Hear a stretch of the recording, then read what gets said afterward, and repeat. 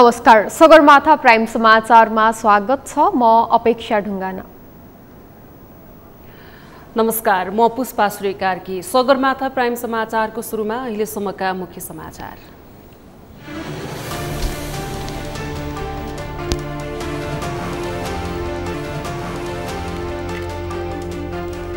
एकीकृत समाजवादीले सबै दलसँग सहकार्यका लागि खुल्ला छलफल गर्ने, वाम तालमेलका लागि वामदेवले पनि बढाए सक्रियता, कांग्रेसलाई दबाव।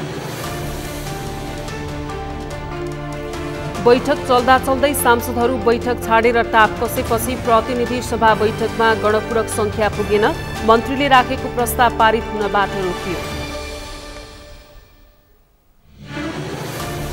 प्रतिनिधि सभाको उपसभामुख र राष्ट्रिय सभा उपाध्यक्षको तत्काल निर्वाचन गर्न सांसदहरूको माग, हैजा नियन्त्रण र मौसमजन्य प्रकोप पूर्व तयारीमा ध्यान दिन आग्रह।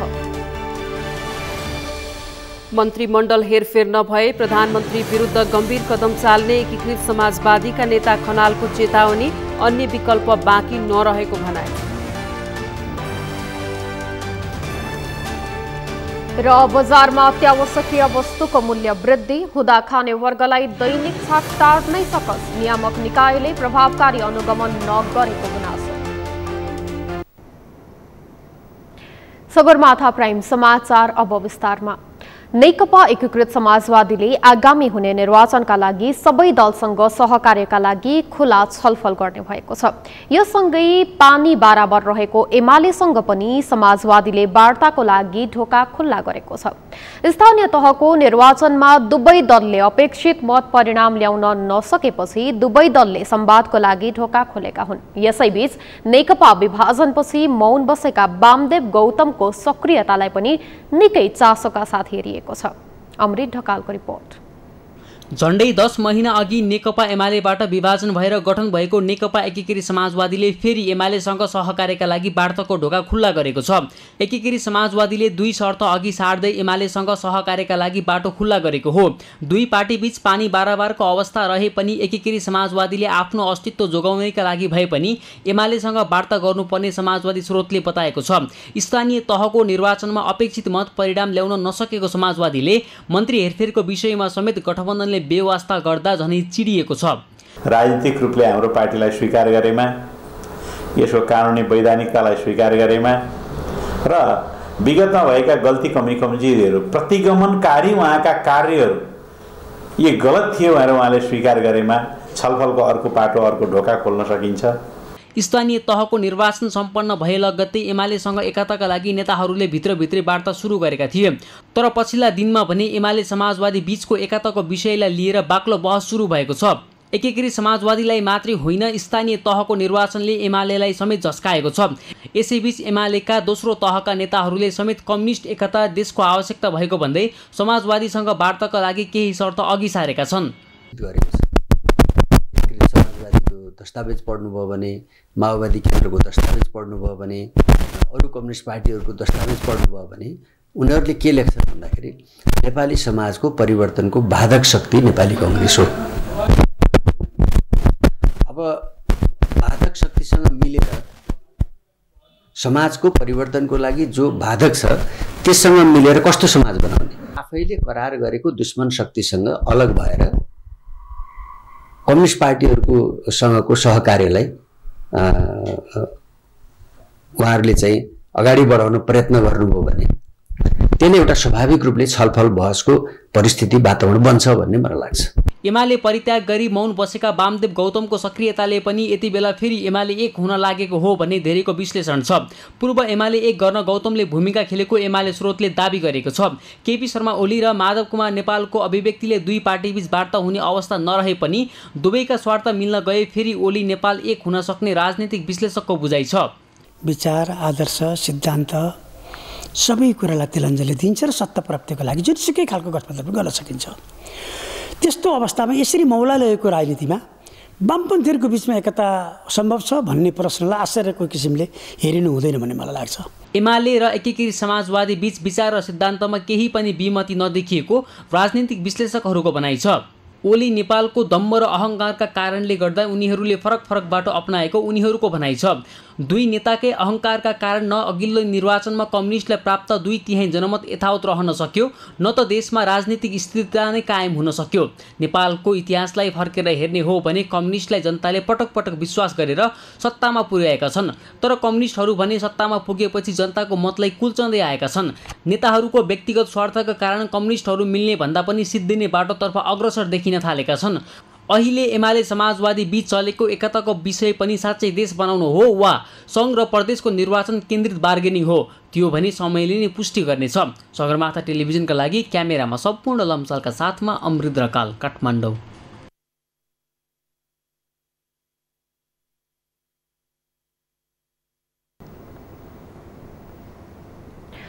प्रतिनिधि सभा बैठकमा गणपूरक संख्या नपुगेका कारण कानून मन्त्री गोविन्द प्रसाद शर्मा कोइरालाले राख्नु भएको प्रस्ताव पारित हुनबाट रोकिएको छ।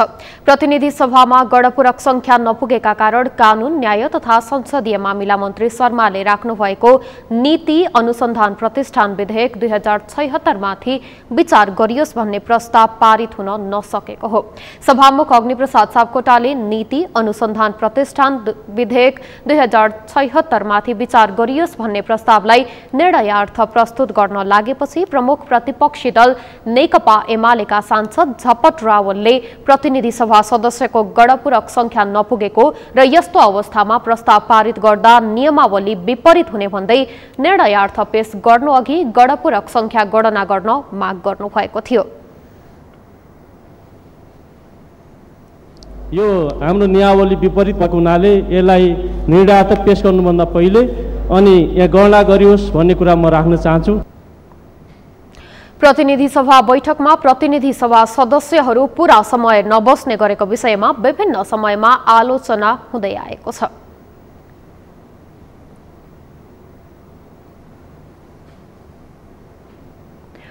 प्रतिनिधि सभा बैठकको शून्य समयमा प्रतिनिधि सभा सदस्यहरूले मुलुकको समसामयिक राजनीतिक विषयमा आआफ्नो धारणा राखेका छन्। उनीहरूले प्रतिनिधि सभाको उपसभामुख र राष्ट्रिय सभाको उपाध्यक्षको पदमा लामो समयसम्म खाली रहेको भन्दै त्यसलाई निर्वाचनद्वारा तत्काल पूर्णता दिन समेत माग गरेका छन्। सांसदहरूले जनताको सुरक्षा र जनजीविकासँग जोडिएका गहन विषयवस्तुमा पनि सरकारको ध्यान आकर्षण गराएका छन्। एक रिपोर्ट। आइतबार प्रतिनिधि सभा बैठकको शून्य समयमा प्रतिनिधि सभा सदस्य अमृता थापाले उपसभामुख र राष्ट्रिय सभाको उपाध्यक्षको पद लामो समयदेखि खाली भएको उल्लेख गर्दै तत्काल निर्वाचन गरी संघीय संसदलाई पूर्णता दिन माग गरिन्। उनले यस पटकको स्थानीय तहको निर्वाचनमा 124 जना दलित महिला सदस्य खाली भएको भन्दै कानून संशोधन गरेर भए पनि खाली ठाउँमा जनप्रतिनिधि पूर्ति गर्ने व्यवस्था गर्न पनि माग गरिन्। गाउँ वा नगरसभाको सदस्य र कार्यपालिकाको सदस्य हुनबाट 175 जना महिला वञ्चित भए। यसपालि 123 जना प्लस मनाङको 1 जना गरी 124 जना खाली हुँदैछ। यो के कारणले खाली भएको कानुन संशोधन गरेर भए पनि तुरुन्त पूर्ति गर्न व्यवस्था होस्। अब आफ्नै घरको कुरा सभामुख महोदय, महिलाको खोसिएको अधिकारलाई जनयुद्ध र जनआन्दोलनको जगमा संविधान 2072 ले सुनिश्चित गरेको भए पनि कार्यान्वयन हुन नसक्दा नेतृत्व निर्माणमा गम्भीर असर परेको छ। 2076 माघ 6 गते रिक्त भएको प्रतिनिधि सभा सभामुख र उपसभामुख र फागुन 20 2078 मा खाली भएको राष्ट्रिय सभा उपाध्यक्षको निर्वाचन गरी संघीय संसदलाई पूर्णता दियोस्। प्रतिनिधि सभा सदस्य आशा कुमारी विकले गत कार्तिक 30 गते बझाङमा आएको वर्षाले 1100 घर परिवार विस्थापित भएको भन्दै पूर्ण क्षति भएका घरहरू अझै बन्न नसकेको प्रति सरकारको जवाफ माग गरिन्। उनले विपद व्यवस्थापनमा सरकारको तयारी के छ त्यसको पनि जवाफ माग गरिन्। कार्तिक 30 गते आएको वर्षाले बझाङको 1100 घर परिवार विस्थापित भएका छन्। सरकार 20,000 राहत दिएर सुतेर बसेको छ। पूर्ण घर जग्गा क्षति भएकाहरूको घर कहिलेसम्म बन्छ? सरकारको जवाफ चाहन्छु। फेरि मनसुन सुरु भइसक्यो, सरकारले विपद व्यवस्थापनको लागि के तयारी गरेको छ? हेलिकप्टर चढेर प्रधानमन्त्री, गृहमन्त्री र अर्थमन्त्री सबै बझाङको भरभर गर्नुभएको थियो। बझाङी जनताको दुःखमा सरकारले अप्रिल फुल मनाएर बसेको छ। यसको छिटोभन्दा छिटो जवाफ चाहन्छु। यस्तै प्रतिनिधि सभा सदस्य इन्दु कुमारी शर्माले नागरिकता विधेयक पास नहुँदा कतिपय नागरिकले देशभित्रै अनागरिक सरह कष्टकर जीवन बाँच्नु परेको बताइन्। उनले संसदको चालु अधिवेशनमै नागरिकता विधेयक पारित गर्न पनि माग गरिन्। नागरिकता प्राप्त गर्ने जन्मसिद्ध नागरिकको अधिकार हो। यसलाई सुनिश्चित गर्ने राज्यको दायित्व हो। नेपाल नागरिकता ऐन संसदमा पेश भएको पनि लामो समय भइसक्यो। यो विधेयक पास नहुँदा राज्यले दिने सम्पूर्ण सुविधाबाट, शिक्षा, स्वास्थ्य, रोजगारीबाट वञ्चित भई आफ्नो देशमा पनि अनागरिक सरह कष्टकर जीवन बाँच्न बाध्य परेका छन्। यो राज्यले किन यति अन्याय गरिरहेको छ? तिनीहरूको उज्जवल भविष्यको लागि यो विधेयक छिटोभन्दा छिटो यसैपालि यसै सदनबाट पास गर्न म सभामुख मार्फत सरकारको ध्यान आकर्षण गर्न चाहन्छु। प्रतिनिधि सभा सदस्य कलिला खातुनले काठमाडौँमा हैजा फैलिएको समाचारहरू आएको उल्लेख गर्दै त्यसतर्फ सरकारको ध्यान आकर्षण गराइन्। जुन के अरे अहिले काठमाडौँमा हैजा फैलिएको भन्ने न्युजहरू हामीले पढिरहेको छौँ र यो भावै हुनबाट बचाउन सरकारको ध्यान आकर्षण गराउन चाहन्छु। अर्का प्रतिनिधि सभा सदस्य कृष्ण गोपाल श्रेष्ठले भने गत जेठ 14 गते बजेट तयारीका क्रममा अर्थ मन्त्रालयमा अनाधिकृत व्यक्तिहरूको हस्तक्षेप भएको भन्दै उनले अर्थ मन्त्रालयको सो दिनको फुटेज सार्वजनिक गर्न माग गरे। 2079 साल ज्येष्ठ 14 गते अर्थ मन्त्रालयमा भएको अनाधिकृत मान्छेहरूको हस्तक्षेप बजेट तयार गर्ने क्रममा पारेको प्रभावप्रति त्यसको चाहिँ यथार्थ चाहिँ नि फुटेज चाहिँ सार्वजनिक गरियोस् भनेर माग गरिरहेको छ। कहिलेसम्म यो फुटेज सार्वजनिक हुन्छ? अविलम्ब फुटेज सार्वजनिक गरियोस् सभामुख महोदय। यता प्रतिनिधि सभा सदस्य कृष्ण भक्त पोखरेलले विपद व्यवस्थापनका लागि पूर्व तयारी, उद्धार, राहत र पुनर्स्थापनाका लागि सरकारको ध्यान आकर्षण गराए। उनले सांसदहरूलाई पनि विपद अनुगमनका काममा प्रत्यक्ष सहभागी हुन आग्रह गरे। सरकारले संसद चलिरहेको यो घडीमा विपद व्यवस्थापनको लागि पूर्व तयारी, उद्धार, राहत र पुनर्स्थापना सम्बन्धी यो तयारी गरेका छौँ भन्ने जानकारी समेत गराएको अवस्था छैन। तत्काल सरकारका योजनाहरू संसदमा जानकारी गराउन सम्बन्धित मन्त्रीज्यूलाई सभामुखज्यू मार्फत गम्भीर ध्यान आकर्षण गराउन चाहन्छु।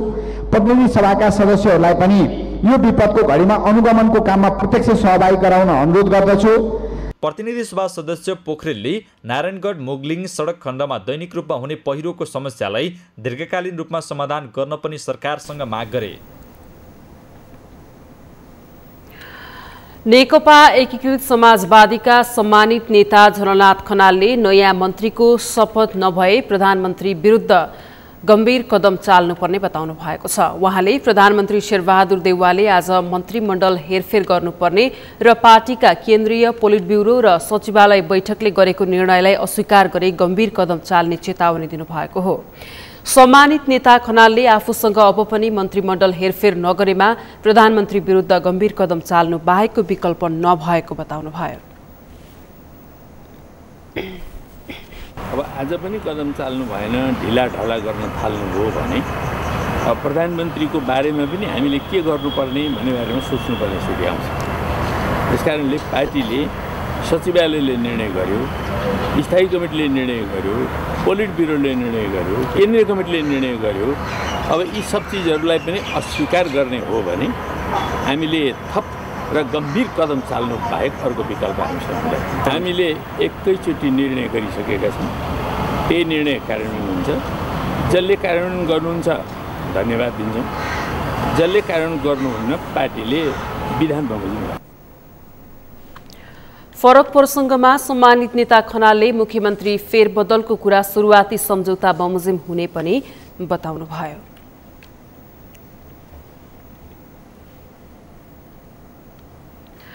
सभामुख अग्निप्रसाद सापकोटाले वर्तमान संसदबाट नै नागरिकता विधेयक पास गर्ने तयारी भइरहेको बताउनु भएको छ। उहाँले नागरिकता विधेयकको विषयमा प्रधानमन्त्री र प्रमुख राजनीतिक दलसँग निरन्तर छलफल भइरहेको बताउनु भएको हो। सभामुख सापकोटाले संसदमा नागरिकता विधेयक अड्किएर बसेकाले दर्जनभन्दा बढी ज्ञापन पत्र आउने गरेको बताउनुभयो। उहाँले नागरिकता विधेयक संसदबाट पास हुन नसक्दा युवाहरूले सुनौलो अवसर गुमाइरहेको पनि बताउनुभयो।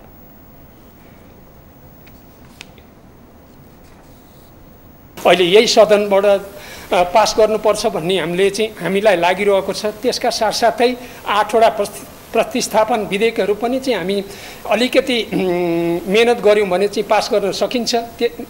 कमसेकम हामीले दर्जनभन्दा बढी यही बजेट अधिवेशन भए पनि विधेयकहरू पास गर्न सक्यौँ भने जनतामा हुँदो रहेछ नि त, गर्न सकिँदो रहेछ नि त, अथवा गर्दैछ नि त। वास्तवमा तपाईँहरूलाई मैले साँच्चीकै प्रष्ट भाषामा भन्नुपर्दाखेरि हामीले काम गर्ने वातावरण नपाउँदा धेरै उकुस मुकुस भएको थियो।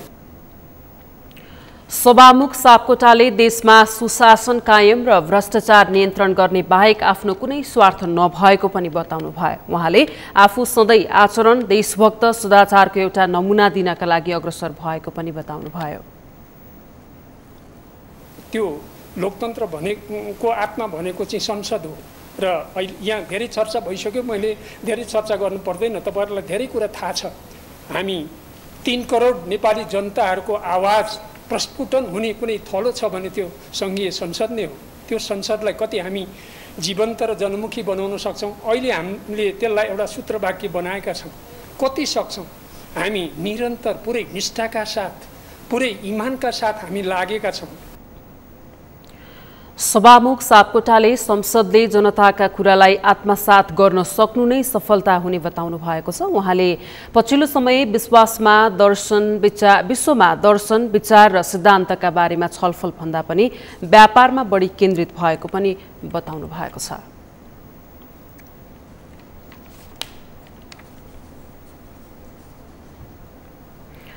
नेकपा एमालेका सांसद योगेश भट्टराईले तत्काल विद्यालयमा पाठ्यपुस्तक उपलब्ध गराउन माग गर्नु भएको छ। सांसद भट्टराईले प्रदेश स्तरमा 30% पनि पाठ्यपुस्तक नपुगेको भन्दै तत्काल पुस्तक उपलब्ध गराउन सरकारको ध्यानकर्षण गराउनु भएको हो। उहाँले काठमाडौँ उपत्यका भित्रका विद्यालयमा समेत पाठ्यपुस्तक पुग्न नसकेको बताउनु भयो। भट्टराईले मुलुकभरका विद्यालयमा पाठ्यपुस्तक पुग्न नसक्दा 80 लाख विद्यार्थीहरू अध्ययन तथा अध्यापनबाट वञ्चित भएको पनि बताउनु भएको छ।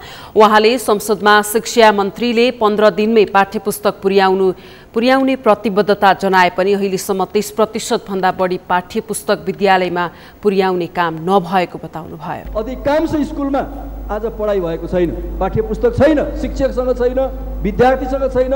के आधारमा उनले पढाइरहेको छ? यो गम्भीर समस्या आज 80 लाख विद्यार्थीहरूले भोगिरहेका छन्। असार 7 गतेसम्ममा सबै ठाउँमा पाठ्यपुस्तक पुर्याइन्छ। मलाई सम्झना छ जेठ 30 गते शिक्षा मन्त्रीले यस प्रतिनिधि सभामा विनियोजन शीर्षकमाथिको जवाफ दिँदा 15 दिन भन्नुभएको थियो। आज 14 दिन हो, भोलि 15 दिन हुँदैछ। आजसम्म पनि प्रदेश वाइज रूपमा भन्ने हो भने औसत रूपमा 25 देखि 30% सक्यो सभामुख महोदय। सांसद भट्टराईले अब केही समयमा विद्यालयहरूमा पहिलो त्रैमासिक परीक्षा हुनुपर्ने भए पनि अहिलेसम्म पाठ्यपुस्तक नपुगेर अध्ययन अध्यापन सुरु नभएका कारण परीक्षाको प्रश्न र मूल्याङ्कन गर्न समेत समस्या देखिएको बताउनु भयो। गृहमन्त्री बालकृष्ण खाँडले नेपालमा लागू पदार्थ दुर्व्यसनी चुनौतीको रूपमा अघि बढिरहेको बताउनु भएको छ। गृहमन्त्री खाँडले लागू पदार्थको दुर्व्यसनको कारणले समाजलाई गम्भीर असर पारेको पनि बताउनु भयो।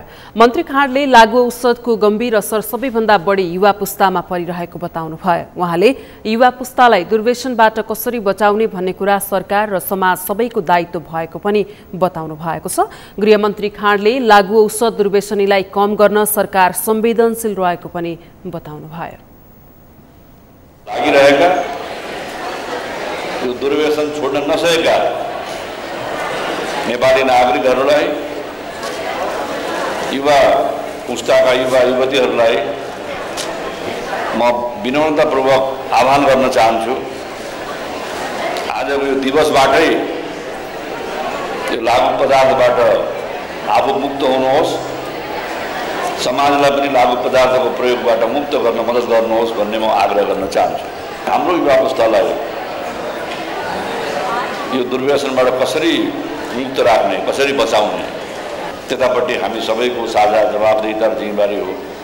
नेपाल सरकार यो ज्यादै नै संवेदनशील विषयमा आफ्ना नागरिकहरूलाई रक्षा गर्नका लागि, युवा पुस्ताको सुन्दर भविष्य बचाउनका लागि प्रतिबद्ध रहेको छ।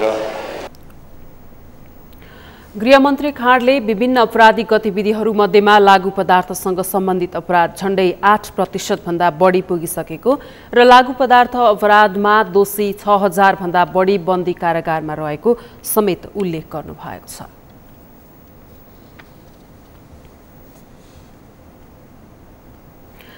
सगरमाथा प्राइम समाचारमा अब एकैछिन विश्रामपछि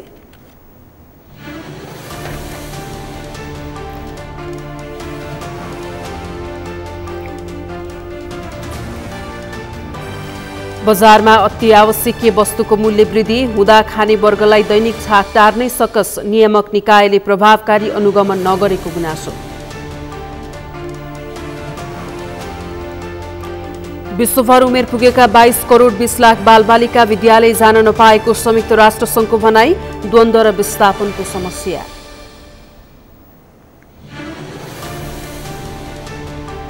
र गोपी चन्द्र र सन्तोषीले जिते 44औं राष्ट्रिय एथलेटिक्स प्रतियोगिता अन्तर्गत 3000 मिटर तर्फको दौडमा स्वर्ण, मुकेश र राजपुरालाई रजत पदक।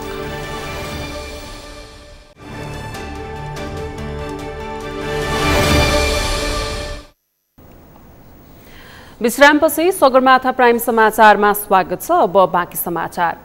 कानून, न्याय तथा संसदीय मामिला मन्त्री गोविन्द प्रसाद शर्मा कोइरालाले न्यायालयमा विकृति र विसङ्गतिको सुरुवात न्यायाधीश नियुक्तिबाटै भइरहेको दावी गर्नुभएको छ। मन्त्री शर्माले न्यायाधीश नियुक्ति गर्दा योग्यता, क्षमता, निष्पक्षता नियुक्ति गरिएको व्यक्तिले गर्दै आएको कार्य सम्पादनलाई नहेरी आफ्नो मान्छे नियुक्ति गर्नाले न्यायपालिकामा समस्या भइरहेको बताउनुभयो। मन्त्री शर्माले न्याय परिषदले अहिले न्यायाधीश नियुक्ति सम्बन्धी निर्देशिका तयार गरेको र निर्देशिकाको मस्यौदामा छलफल भइरहेको बताउनुभयो।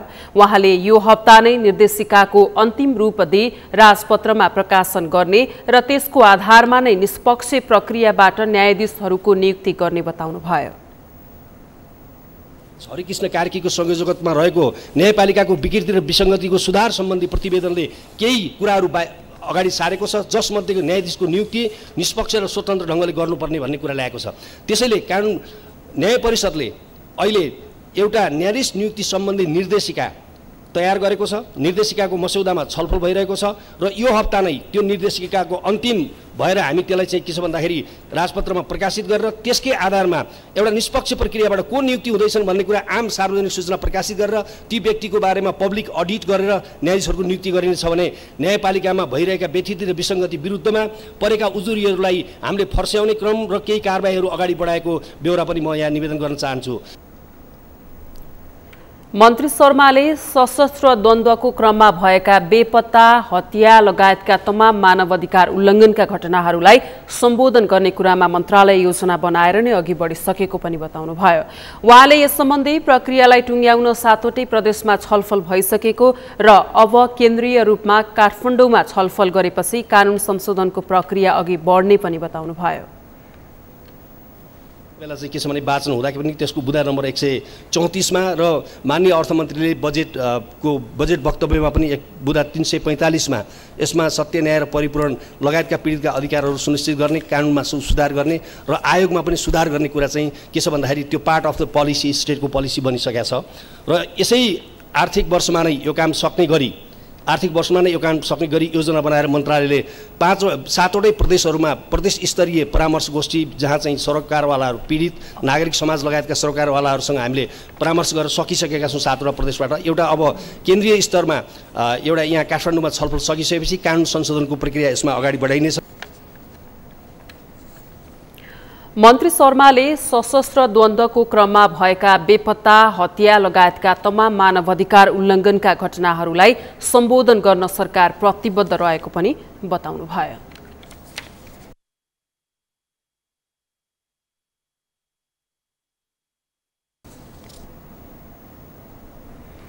लोकतान्त्रिक समाजवादी पार्टी र लोसपा दलबीच आज पार्टी एकीकरणबारे सहमति पत्रमा हस्ताक्षर भएको छ। संघीय लोकतान्त्रिक गणतन्त्रात्मक प्रतिबद्ध रही मधेस र समग्र देशको जनताको अधिकार प्राप्तिको सङ्घर्षलाई अझ माथि पुर्याउन दुई पार्टीबीच एकीकरण भएको लोकतान्त्रिक समाजवादी पार्टीका अध्यक्ष महन्त ठाकुरले बताउनु भएको छ। दुई पार्टीबीच भएको एकीकरणबाट समग्र देशमा रहेका उपेक्षित, उत्पीडित, पिछडा वर्ग लगायत मधेसी तथा अधिकारबाट वञ्चित नागरिकको आवाजलाई सम्बोधन गर्न दुई पार्टीको एकीकरण भएको उहाँले बताउनुभयो। विभेद होता रहा है और थोड़े से लोगों के हाथ में सत्ता रहा है, जिसका वो जनता की सेवा करने के स्थान पर जो है वो दुरुपयोग करते थे, जनता का शोषण करते थे। और संविधान सभा के दौरान ये पता लगा कि देश में जो है चाहे मधेश हो चाहे पहाड़ हो, हर जगह जो है कुछ पीड़ित लोग हैं, जनजाति हैं, आदिवासी हैं, जो स्टेट से अलग थलग अभी भी स्टेट से जो है अलग थलग हैं और बहिर्गमन में पड़े हुए हैं। यस्तै लोक दलका अध्यक्ष कौशल कुमार सिंहले राज्यले मधेसका नागरिकमाथि दमन र विभेद भइरहेको भन्दै त्यस विरुद्ध आवाज उठाउन दुई पार्टीबीच मधेसीसँग विभेद भयो लगायतका कमजोर वर्ग जति छन् दलित जनजाति ओबीसी जति छन् सबैसँग विभेद गरिन्छ। यो विभेद यो देशमा हाम्रो भइरहेको छ। त्यो विभेदलाई अन्त गर्न हामी एकताबद्ध हुनुको एउटा हाम्रो प्रतिबद्धता हो र एकताबद्ध भएर अगाडि बढ्छौँ। अध्यक्ष सिंहले देशका ठूला राजनीतिक दलहरूले स्मार्ट सिटी लगायत ठूला सपना देख्ने गरेको बताउँदै आफू गरिब दुखी जनताको नेता भएको बताउनु भएको छ। ठूला राजनीतिक दलले जनतालाई सपना मात्रै बाँड्ने गरेको भन्दै उहाँले आफू जनताको ससाना अधिकारका लागि लड्न रुचाउने गरेको पनि बताउनु भएको छ।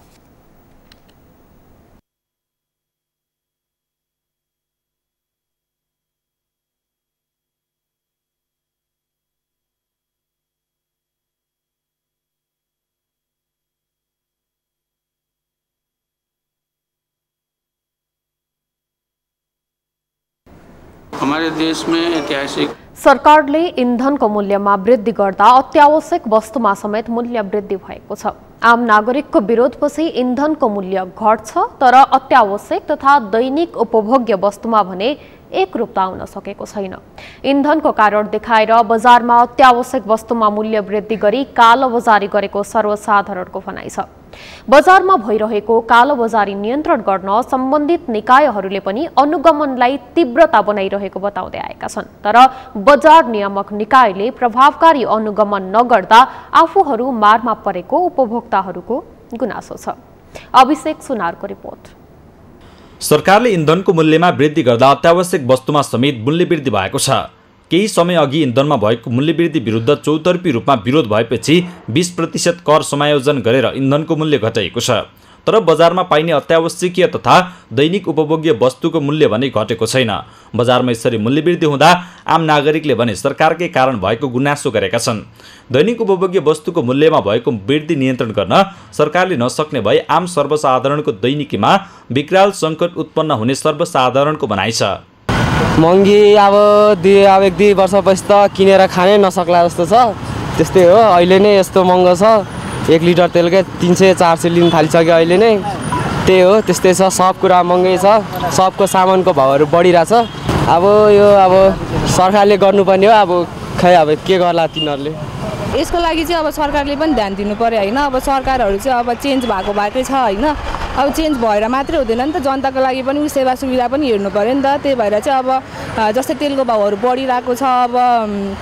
अब बस हिँड्दाखेरि भाडाहरू पनि बढिरहेको छ नि त। त्यसले गर्दा चाहिँ अब हामी स्टुडेन्टहरूलाई चाहिँ गाह्रो भयो नि त। राष्ट्रिय उपभोक्ता मञ्चले भने आफूहरूको दबावका कारण इन्धनको मूल्य घटाउन सफल भएको बताएको छ। इन्धनको मूल्य नियन्त्रण भइसकेकाले निकट भविष्यमा नै अत्यावश्यकीय तथा दैनिक उपभोग्य वस्तुको मूल्य समेत नियन्त्रणमा आउने र उपभोक्ताले सहुलियत मूल्यमा आवश्यकीय वस्तु उपभोग गर्न पाउने उनीहरूको भनाइ छ।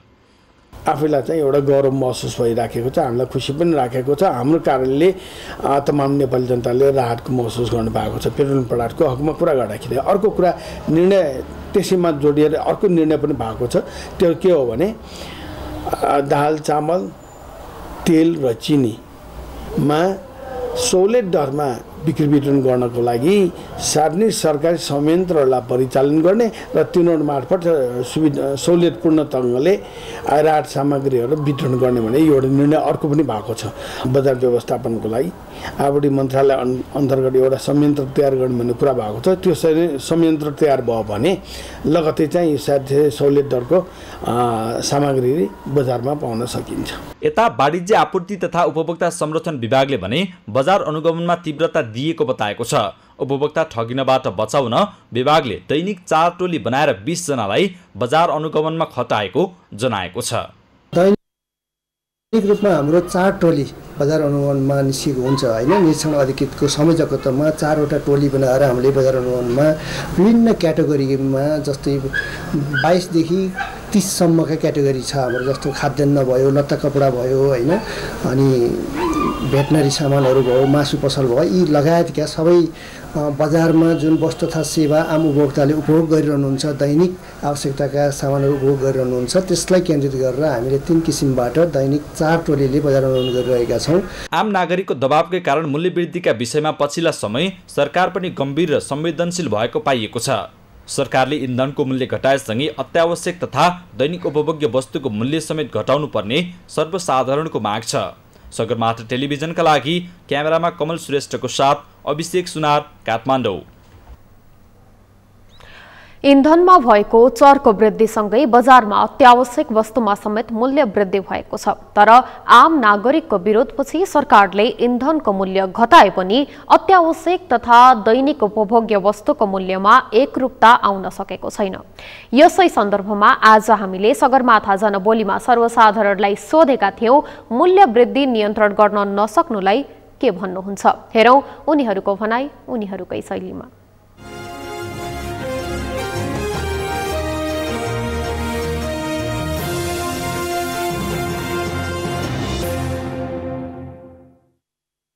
एकदमै दुःख लाग्दो कुरा छ, किनकि वर्षौँदेखि यो मनमा पीडा, एकदम त्यो तनाव होइन। म पनि एउटा गृहिणी हो, निम्न स्तरको होइन, एकदमै तनाव छ। किनकि आज हामी त जागिर छ, जागिर हुने मान्छेले त 2-4 पैसा ल्याउला, कमाएर ल्याउला, खाउँला, तरकारीमा भुटुन हालौँला होइन, चामल खाउँला।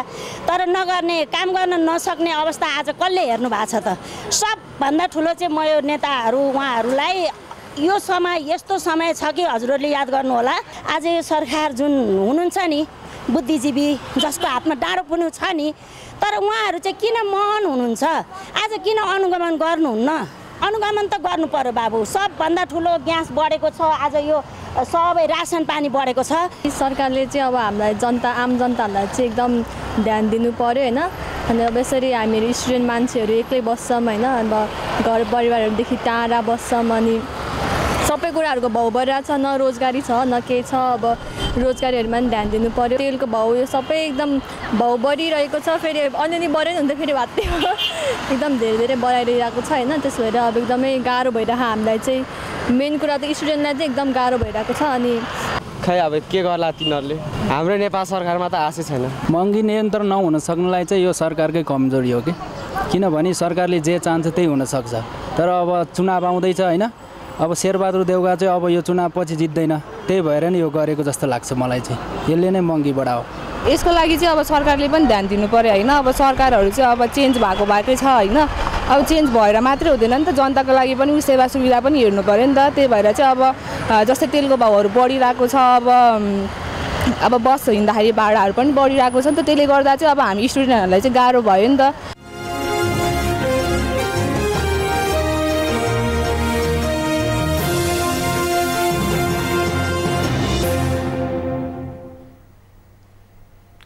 प्रधानमन्त्री शेरबहादुर देउवाले मन्त्री परिषद पुनर्गठन गर्नुभएको छ। प्रधानमन्त्री देउवाको सिफारिसमा राष्ट्रपति विद्यादेवी भण्डारीले 5 जना मन्त्री फेरबदल गर्नुभएको हो। एकीकृत समाजवादी पार्टीको सिफारिसमा प्रधानमन्त्री देउवाले सोही पार्टीका नयाँ मन्त्रीको नाम पठाउनु भएको थियो। राष्ट्रपति भण्डारीले संस्कृति, पर्यटन तथा नागरिक उड्डयन मन्त्रीमा जीवन राम श्रेष्ठ, शहरी विकास मन्त्रीमा मेटमणि चौधरी, स्वास्थ्य तथा जनसंख्या मन्त्रीमा भवानी प्रसाद खापुङ, श्रम, रोजगार तथा सामाजिक सुरक्षा मन्त्रीमा शेरबहादुर कुँवर र स्वास्थ्य तथा जनसंख्या राज्य मन्त्रीमा हीरा चन्द्र केसी नियुक्त गर्नुभएको छ। यसअघि स्वास्थ्य राज्य मन्त्री रहनुभएका खापुङलाई मन्त्रीमा बढुवा गरिएको छ। समाचारमा पालो भएको छ विश्रामपछि।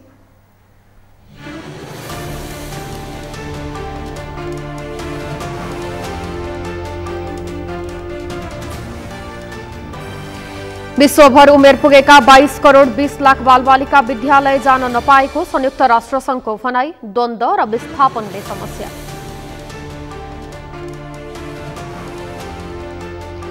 र गोपीचन्द्र र सन्तोषीले जिते 44औं राष्ट्रिय एथलेटिक्स प्रतियोगिता अन्तर्गत 3000 मिटर तर्फको दौडमा स्वर्ण, मुकेश र राजपुरालाई रजत पदक।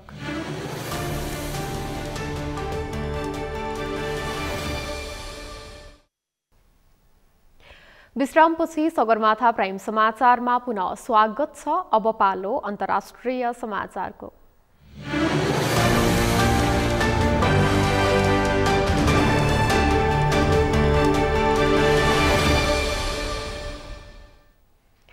अहिले विश्वभर उमेर पुगेका 22 करोड 20 लाख बालबालिका विद्यालय जानबाट वञ्चित रहेको संयुक्त राष्ट्रसङ्घले जनाएको छ। संयुक्त राष्ट्रसङ्घले यही हप्ता प्रकाशन गरेको प्रतिवेदनमा दीर्घकालीन द्वन्द्व, आपतकालीन परिस्थिति, खडेरी, गरिबी लगायतका कारण 22 करोड 20 लाख जना बालबालिका विद्यालय जान नपाएको उल्लेख गरिएको छ।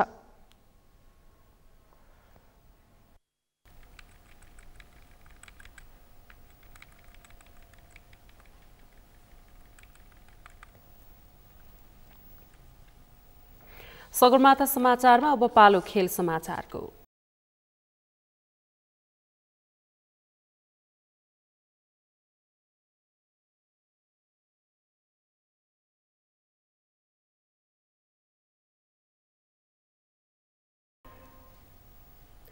विभागीय टोली एपीएफका गोपीचन्द्र पार्की र बागमती प्रदेशकी सन्तोषी श्रेष्ठले 44औं राष्ट्रिय एथलेटिक्स प्रतियोगिता अन्तर्गत 3000 मिटर तर्फको दौडमा स्वर्ण पदक जितेका छन्। त्रिपुरेश्वर स्थित दशरथ रङ्गशालामा आज भएको 3000 मिटरको पुरुषतर्फको दौडमा एपीएफका गोपी निर्धारित दूरी 8 मिनेट 29.5 सेकेन्डमा पूरा गर्दा सन्तोषीले महिलातर्फ 10 मिनेट 6.7 सेकेन्डमा पूरा गर्दै स्वर्ण पदक जितेका हुन्। यस्तै आर्मीका मुकेश पालले 8 मिनेट 30 सेकेन्डमा पूरा गर्दै रजत पदक जित्दा त्रिभुवन आर्मी क्लबका दीपक अधिकारीले 8 मिनेट 38.0 सेकेन्डको समय निकाल्दै काँस्य पदक हात पारेका छन्। महिलातर्फ स्वर्ण जितेकी सन्तोषीले यसअघि भएको 1500 मिटरसम्मको मिटरमा समेत स्वर्ण जितेकी थिइन्।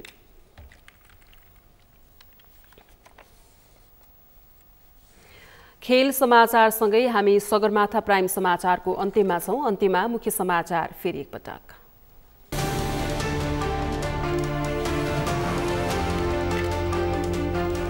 एकीकृत समाजवादीले सबै दलसँग सहकार्यका लागि खुल्ला छलफल गर्ने, वाम तालमेलका लागि वामदेवले पनि बढाए सक्रियता, कांग्रेसलाई दबाव। बैठक चल्दा चल्दै सांसदहरू बैठक छाडेर टाप कसेपछि प्रतिनिधि सभा बैठकमा गणपूरक संख्या पुगेन, मन्त्रीले राखेको प्रस्ताव पारित हुनबाट रोकियो। प्रतिनिधि सभाको उपसभामुख र राष्ट्रिय सभा उपाध्यक्षको तत्काल निर्वाचन गर्न सांसदहरूको माग, हैजा नियन्त्रण र मौसमजन्य प्रकोप पूर्व तयारीमा ध्यान दिनु आग्रह। मन्त्रीमण्डल हेरफेर नभए प्रधानमन्त्री विरुद्ध गम्भीर कदम चाल्ने एकीकृत समाजवादीका नेता खनालको चेतावनी, अन्य विकल्प बाँकी नरहेको भनाए।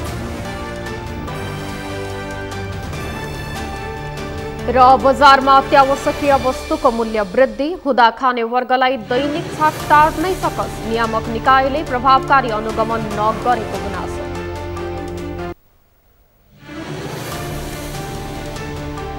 हवस् त सगरमाथा प्राइम समाचार अहिलेलाई सकियो। तपाईँ समाचार बुलेटिनका साथै सगरमाथा टेलिभिजनका सम्पूर्ण कार्यक्रम www.sagarmatha.tv मा पनि पढ्न र हेर्न सक्नुहुनेछ। साथै युट्युबमा youtube.com/sagarmatha.tv नेपालमा हेर्न सक्नुहुनेछ।